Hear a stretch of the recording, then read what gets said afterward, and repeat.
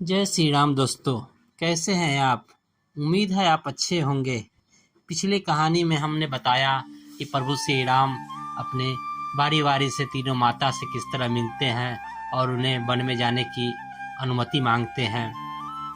फिर अपने पिता के अंतिम दर्शन करते हैं और उनसे भी वन में जाने की आज्ञा लेते हैं। उसके पश्चात वन को निकलते हैं और पूरी प्रजा उनके पीछे पड़ जाती है, यानी वो आगे आगे जाते हैं और उनके पीछे पीछे उनकी पूरी प्रजा पैदल चलने लगती है। तो इसके आगे की कहानी मैं आपको सुनाने जा रहा हूँ, कृपया ध्यान से सुनिएगा, आपको जरूर अच्छा लगेगा। जब राम ने देखा कि प्रजाजन रथ के पीछे दौड़ते ही आ रहे हैं तो उन्होंने रथ को रुकवाया और उन्हें संबोधित करते हुए बोले, प्रिय अयोध्या वासियों, आपको ज्ञात है कि आप लोग मेरे प्रति अटूट और निश्चल प्रेम है और इसलिए आप लोग मुझे बार बार अयोध्या लौट चलने का आग्रह कर रहे हो। यद्यपि आपके इस प्रेम को टालना मेरे लिए अत्यंत कठिन है, किंतु मैं आप लोगों से अनुरोध करता हूं कि आप लोग मेरी व्यवस्था को समझने का प्रयास करें। क्या आप लोग चाहेंगे कि मैं पिता की आज्ञा भंग करके पाप का भागी बनूं? मैं जानता हूं कि आप लोग मुझे वास्तविक स्नेह रखते हैं और ऐसा कदापि नहीं चाहेंगे, अतः आप लोगों के लिए यही उचित है कि मुझे प्रेम पूर्वक वन जाने के लिए विदा करें और भरत को राजा स्वीकार करके उनके निर्देशों का पालन करें। और भी अनेकों प्रकार से नगरवासियों को समझा बुझाकर राम ने सुमंत से पुनः रथ को आगे बढ़ाने का अनुरोध किया। कुछ क्षणों के लिए राम के कथन का प्रभाव प्रजाजनों पर पड़ा, किंतु रथ के चलते ही वे फिर से रोते बिलखते रथ के पीछे चलने लगे। वे राम लक्ष्मण के प्रेम की डोर में इतना अधिक बंधे थे कि चाहकर भी राम के द्वारा दिए गए उपदेशों और निर्देशों का क्रियान्वित नहीं कर पा रहे थे और विवश होकर बरबस रथ के पीछे चले जा रहे थे। उनकी बुद्धि उन्हें रोक रही थी, किंतु हृदय उन्हें बलात् रथ के साथ घसीटे लिए जा रहा था। उनकी भावनाओं के आगे उनका विवेक कुछ भी काम नहीं कर पा रहा था।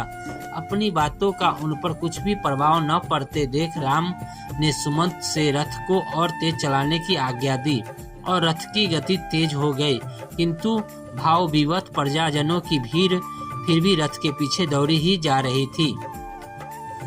तमसा नदी के तट पर पहुंचते रथ के अश्व भी क्लांत हो चुके थे तथा उन्हें विश्राम की आवश्यकता थी।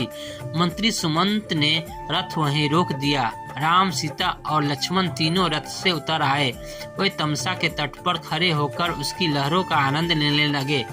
इतने में ही रोते बिलखते हुए सहस्त्रों अयोध्यावासी भी वहां पे आ पहुंचे। रथ की गति के साथ न चल पाने के कारण पीछे रह गए थे।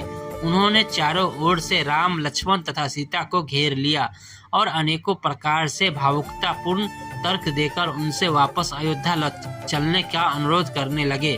रामचंद्र ने उन्हें अनेकों प्रकार से धैर्य बंधाया। उनके कुछ शांत होने पर रामचंद्र ने प्रजाजनों से प्रेम पूर्वक आग्रह किया कि वे वापस लौट जाएं। राम तथा प्रजाजनों के मध्य संवाद अबाध गति से चलता रहा और रात्रि हो गई। भूख प्यास तथा लंबी यात्रा की थकान से आक्रांत अयोध्यावासी वहीं वन के वृक्षों के नीचे कंदमूल फल खाकर भूमि पर सो गए। जब ब्रह्मा मुहूर्त में रामचंद्र की निंदा टूटी तो वे निंद्रमग्न नगरवासियों की ओर देखकर लक्ष्मण से बोले, भाइया, मुझसे इन प्रजाजनों का यह त्यागपूर्ण कष्ट देखा नहीं जा रहा है, इसलिए अब यही उचित है कि हम लोग चुपचाप यहाँ से निकल पड़े। अतः हे लक्ष्मण, तुम शीघ्र जाकर तत्काल रथ तैयार करवा लो, किंतु ध्यान रखना कि किसी प्रकार की आहट न हो, वरना ये जागकर फिर हमारे पीछे पीछे आने लगेंगे। राम के आदेशानुसार लक्ष्मण ने सुमंत से आग्रह करके रथ को थोड़ी दूर पर एक निर्जन स्थान में खड़ा करवा दिया। पूर्ववासियों को आभास तक नहीं मिला कि कब वे रथ में सवार होकर तपोवन की ओर निकल गए। पूर्ववासियों की निद्रा भंग होने पर वे सब उन्हें ढूंढने लगे और रथ की लीक के पीछे पीछे बहुत दूर तक गए। आगे जाकर मार्ग ककरीला पथरीला हो गया था, इसलिए रथ को लीक के चिन्ह दिखाई देना बंद हो गया था। अनेकों प्रयत्न करने के पर भी जब वे रथ के मार्ग का अनुसरण न कर सके तो निराश होकर वे विलाप करते हुए लौट पड़े। आप आज की कहानी आपको कैसी लगी, कृपया हमें कमेंट बॉक्स में जरूर बताएं। जय श्री राम।